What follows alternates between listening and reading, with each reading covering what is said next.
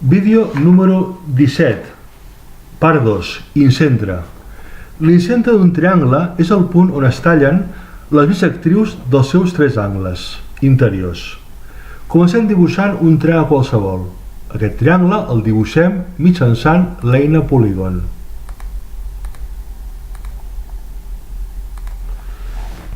Ja tinc, per tant, representat el triangle. A continuació, anem a traçar les seves bisectrius. Recordem que la icona bisectriu estava en aquest grup d'icones. Aquí exactament, bisectriu. Què ens cal? 3 punts. Un punt lateral, el vèrtex, i l'altre punt lateral en sentit horari. És el que farem. Per exemple, de C, vèrtex A i B. A continuació, lateral A, vèrtex B, lateral C. I per acabar, lateral B, vèrtex C, lateral A. Totes tres s'ajunten en un punt. Aquest punt d'aquí s'anomena incentre. És el punt on estan les rectes bisectrius. Anem a trobar aquest punt. Aquest punt hem d'activar la icona d'intersecció entre les bisectrius. Per exemple, entre aquesta i aquesta. Aquest és, per tant, el punt D que anomenem incentre del triangle. Vaig a canviar la seva etiqueta. Vaig a canviar la D per I d'incentre. Seleccionem l'incentre, seleccionem aquest punt, botó dret, i anomenem amb la lletra I. Posem I majúscula.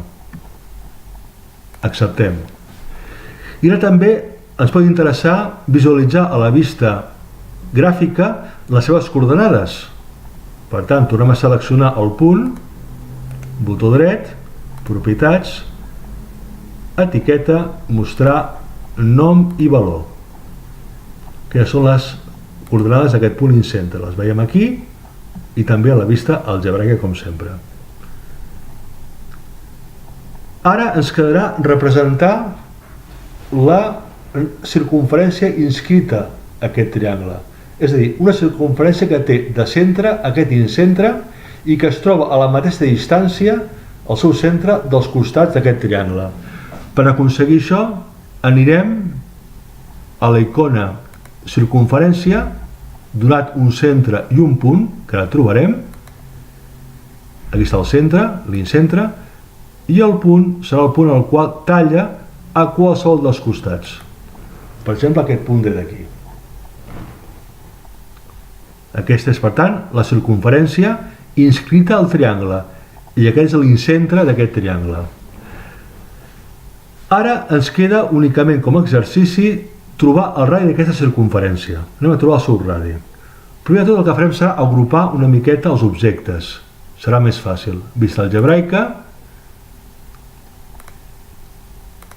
ordenem segons el tipus d'objecte i tinc ja separats cònica és la circumferència, els punts, els 3 vèrtexs, el punt D i l'incentre, els 3 costats i el cabal cadascun dels segments que formen els costats, la seva longitud, i l'àrea del triangle.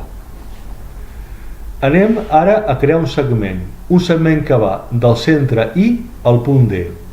Aquest segment serà el radi de la circumferència. Activem la icona segment del centre al punt D i tinc, per tant, en aquest cas, el segment I. Aquest segment I és el radi, que mesura 2,39 unitats. Anem també a posar-ho a la vista gràfica, com? Seleccionant aquest nou segment i fent que ens aparegui l'etiqueta i també el seu valor. Tinc, per tant, un radi que val 2,39 unitats. Vaig a canviar aquesta etiqueta i en lloc de I minúscula li posem R de radi. Tornem a seleccionar anem a anomenar d'una altra forma aquest segment i per exemple serà R que correspondrà al radi de la circumferència inscrita a aquest triangle.